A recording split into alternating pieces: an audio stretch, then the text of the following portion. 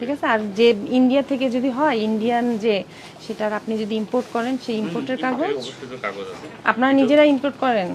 কে company করে নিজেরা করে, কোন কোম্পানি করে? মানে আমাদের নিবিড় পিছনে। নিবিদি? জি সেই তাহলে ইম্পোর্টারের কাগজগুলো, মানে ইম্পোর্ট করে যে সেই কাগজগুলো দেখান একটু। ঠিক আছে, আপনি দেখেন এই কাগজগুলো। মূল্যগুলো এগুলি আমাদের ওই হাউস থেকে দেয়। কে থেকে? ওয়্যার হাউস থেকে দেয়? ইম্পোর্ট করেন উনি দেয় নাকি আপনারা নিজেরাই বসেন?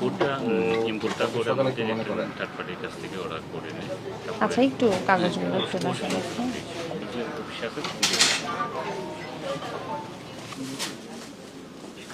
আচ্ছা, একটু বলেন তো, মানে কি বিষয়, আপনারা কিভাবে আনেন এটা?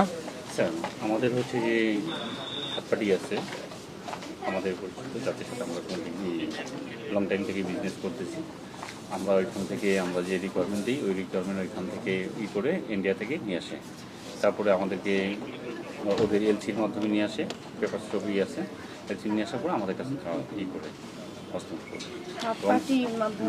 আচ্ছা, এমনিতে মিনিস্ট্রি অফ কমার্সের একটা নির্দেশনা ছিল, একটা গণবিজ্ঞপ্তি ছিল, পত্রিকায় আসছে, এবং আমরা প্রায় 9টা মিটিং করি আপনাদের এই তৈরি পোশাক যারা আছে, এটা মিনিস্ট্রি অফ কমার্স এবং ভোক্তা অধিকার সহ। তো এখানে আমাদের কিছু ইনস্ট্রাকশন ছিল, সেটা হলো যে যদি আপনারা বাইরে থেকে কাপড় নিয়ে আসেন তাহলে সেটি ওইখানেই লেখা থাকতে হবে যে মেড ইন ইন্ডিয়া বা এটা থাকতে হবে। তারপরে বাংলাদেশি মূল্যমানে যে মূল্যটা থাকবে সেটা দিয়ে দিবে হচ্ছে আমদানিকারক, যিনি আমদানি করে নিয়ে আসছেন। কারণ আপনি এই মূল্যটা কে দিয়েছেন, এখানে মূল্যটা কে দিয়েছেন? এখানে যে মূল্যটা আছে এটা আমদানিকারকের কাছ থেকে নিয়ে যে আপনি কস্টিং, টোটাল কস্টিং, ওকে, মানে এই মূল্যটা দিয়েছে কে? আপনারা দিয়েছেন?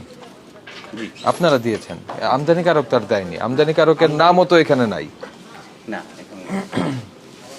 ওইটাই ছিল আর কি নির্দেশনা। তো এবং কোন দেশীয় পণ্য সেটাও লেখা থাকবে, যে এটা যে ইন্ডিয়ান, সেটা ইন্ডিয়া হলে ইন্ডিয়া বা অন্য দেশ হলে অন্য দেশ, সেটাও লেখা থাকবে, ট্যাগের মধ্যে লেখা থাকবে। আপনাদের সেটা লেখা নেই।